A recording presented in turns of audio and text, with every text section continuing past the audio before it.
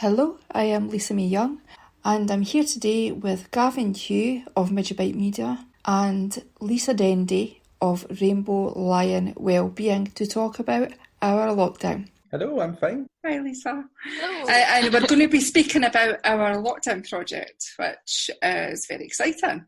Lisa, now it was your brainchild that started all of that. Can you tell me a little bit more about that? The idea came early on in lockdown, like for a couple of weeks or something, and I was going for my daily hour exercise, or half an hour at that point. It was half an hour. Oh no, I was walking around Leeds where I live in Stirling, and I was I'm a very empathetic person, and I couldn't help walking, looking at people's houses and seeing different people walking about, passing people in the distance and thinking, I wonder how this is affecting them. I wonder what's going on in their lives, in their head. And I thought, oh, well, we don't know. There's just all these people going through exactly the same, well, not exactly the same thing, but same situation. How is it affecting them? And I thought, well, one way of doing that would be to go into their house and see them, but we can't do that. And then I thought, well, everybody's got a phone.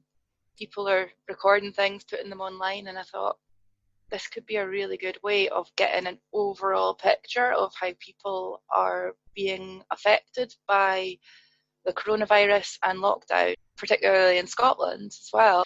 Yeah, I decided to approach Gavin, who I went to uni with. We did film and media at uni together, and I said, I've got an idea, what do you think? And I think he liked it.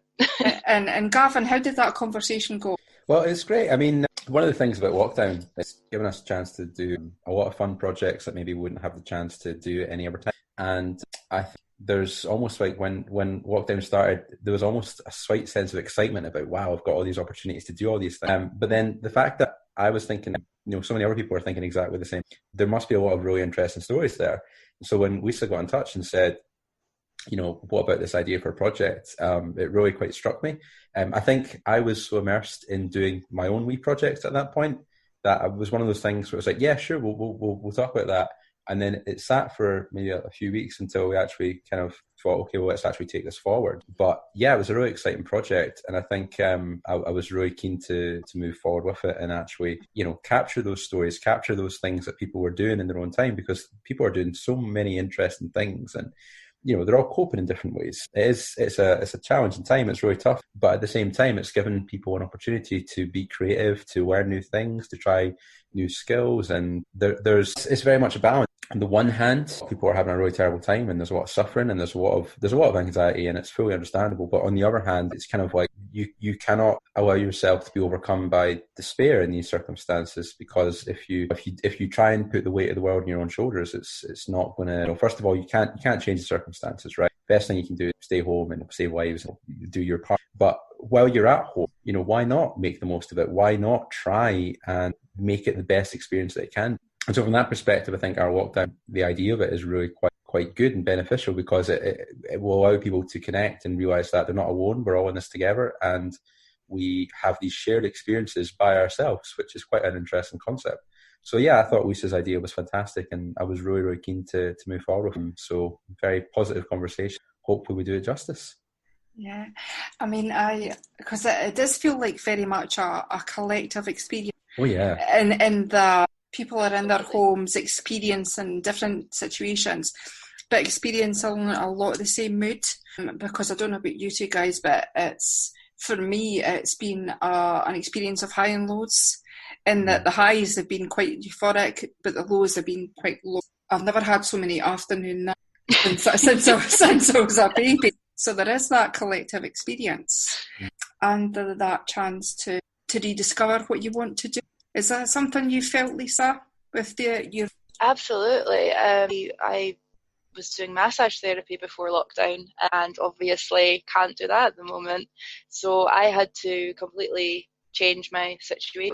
It was quite difficult to kind of admit that I have no choice here. I have to stop working as a massage therapist. There's just absolutely no way. It's not safe. It's just not fair for anyone. Yeah, so I decided to go back into care work. So I'm doing that at the moment, and it's just a completely different change of scenery. And you've had not being self-employed as well.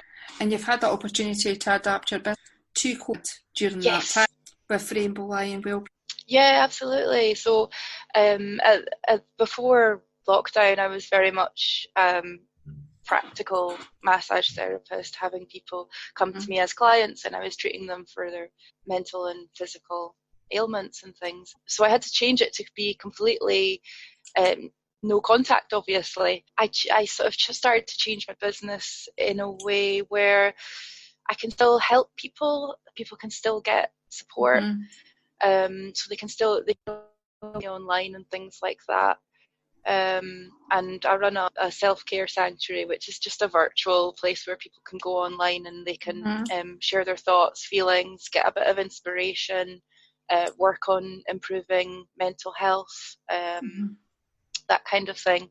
So it's been a bit of a crazy journey so far, that I've had to change my role so much, but it's great that I can still help people and support them. And I would like to think that this project would be a way of doing that as well, helping people get their voices out there. You know, one element of this project would be mental health and how it's affected people. And I'm sure there's been a huge variation of how it's affected people. Me personally, I've had ups and downs, as you said, Lisa, like really, really high highs and really, really low lows, and all the things in between. So it would be great to give people a chance to share what their personal experience is, because we're all different. Gavin, is that an experience that you've had as well during lockdown, that adapting your creative work to the environment? Absolutely. The most challenging thing about my business is that a lot of it is, you know, going out and meeting people, clients. We do video work and occasionally photography work, and that obviously necessitates going to events and going to people's business and capturing them in real time. When you can't physically leave the house to go and do that, it becomes more difficult. So luckily, I was able to fill my time because I had a number of projects that I'd been meaning to get around to doing, such as I wanted to redevelop my website. So I had a new kind of creative network that I was wanting to kind of develop to connect filmmakers online in Fife. And those kind of projects were great, and I wanted to finally have the time to do them. But in terms of actual business, there was a lot of thought in terms of, well, how do I adapt to this? How do I keep going? And how do I make sure there's still money coming in? What was good was that, it allows you kind of opportunities to diversify and, look at new skills. So, for example, digital filmmaking work that doesn't necessarily require using a camera, but potentially things like animations, digital graphics, those kind of things. Stuff, again, that I've always wanted to play around with more. So now's the opportunity to do it and learn those new skills. The other thing as well, I think, is that it can be, as you both said, it can be quite a challenging experience in terms of, your moods and obviously mental health as well. I think one of the things that I struggle with personally is having so much time. You often dwell. And so you will dwell on things that, for example, maybe you did something that is on your mind and you're like, oh, I shouldn't have done that, etc. And then it will sit and it'll play. Now, normally when you have, business to run or you have a job to go to, you leave the house and you see your friends, you have opportunities to take your mind off these things and to, move on and kind of just compartmentalize those things. But when you're sat in the house and you don't have the opportunity to talk to anyone without picking up a phone or using Facebook Messenger or any of that kind of stuff, you can't just go out and have we catch up with your pal and say what's on your mind. So it's very easy to dwell on things that would be relatively minor in any other circumstance, but they become enlarged because you're stuck and you're just sitting on them. So I think that's one of the hardest things. Overall, I think what has been nice is people reaching out and connecting again. There's been friends I've not spoken to in a long time who, we've made a concerted effort to actually talk to each other. People have checked in, said, how you doing? I'm checking with them. I'm not hard on people who haven't checked in because I know everyone else is dealing with it in their own way. And I know that people have got different circumstances. You don't know what other people are dealing with. So, it's great that people are getting in touch and checking in. I'm not judgmental to the people who aren't getting in touch and checking in because I don't know what's up with them. I just want to make sure that they're okay. I don't want to put any additional pressure on them. So it's very much a balance now. On the one hand, it's tough as a business owner because your entire business model changes overnight. But I think it's also kind of a test of resilience and also a test of versatility in terms of, you can adapt and try new things that maybe you wouldn't want to do beforehand. So it can be an opportunity as well. Yeah, I mean, I think for me, these last 3 months, it's been, you're going to have to face yourself. You're not getting out of the house. You're not getting out of the house. You're not getting to have anybody in the house. You're going to be so tired during the day from looking at screens, you're not going to want to look at screens at night. And it's almost like you're not getting to leave the house until you deal with your stuff, I mean, so that's been it's not been easy, but it's been really good. But I think a lot of people have been going through a different version of that. I mean, I know certainly for myself, that waking up at 3 a.m. and remembering that situation that happened 15 years ago. That you can't change. It's so, and also I don't know about you two. I mean, I've felt a bit of markup humour during the last 3 months. As simply as a way to cope and finding things hysterically funny that really aren't. Well, I had that anyway, so yeah.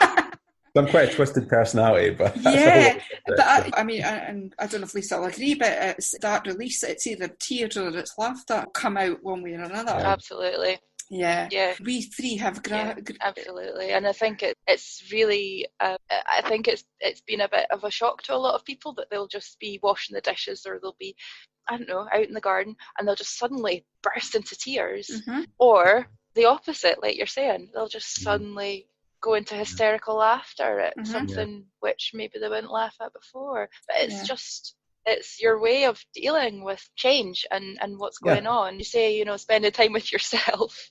I laughed because it's so true. You end up, I've been talking to myself more than usual. I've been singing to myself, all sorts of things, just getting to know myself a bit better, It's good. I think it's I think that's quite difficult. A lot of people struggle to just be with themselves.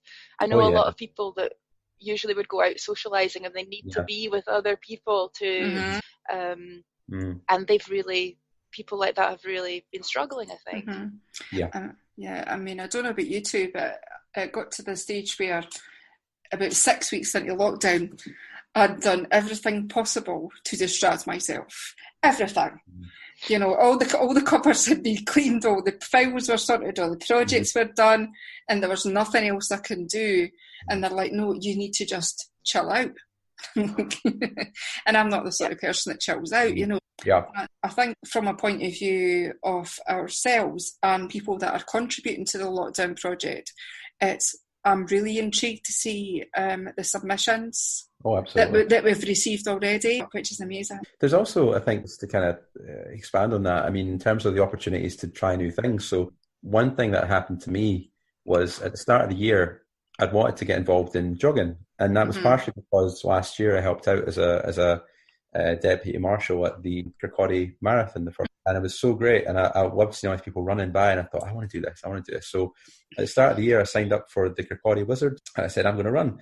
And then lockdown happened, so I couldn't go and meet up with them. But then rather than say, okay, well, I can't go and meet up with them, I decided, well, I'll take it on myself, and I'll just do it myself. Downloaded an app, Couch to 5K app, started running.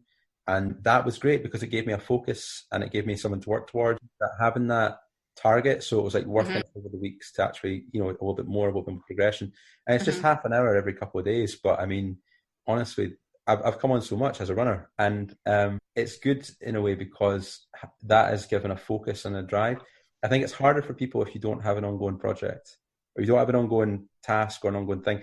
Because I think that tasks and goals and projects will give you focus.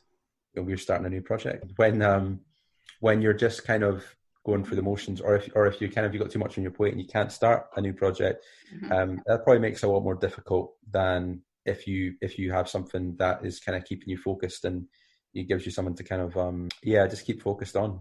I think our lives before lockdown were a bit busy and crazy, weren't they? I don't know if you remember. I was never in. But it was like we went one extreme to the other. Like as people, we need a purpose. We need something to do while we're living. Otherwise, what's the kind of, there's no motivation to do anything. Actually, I think from my own perspective, it's interesting because I spent a fair bit of time before lockdown. The start of the year 2020 was meant to be kind of a period of self-reflection.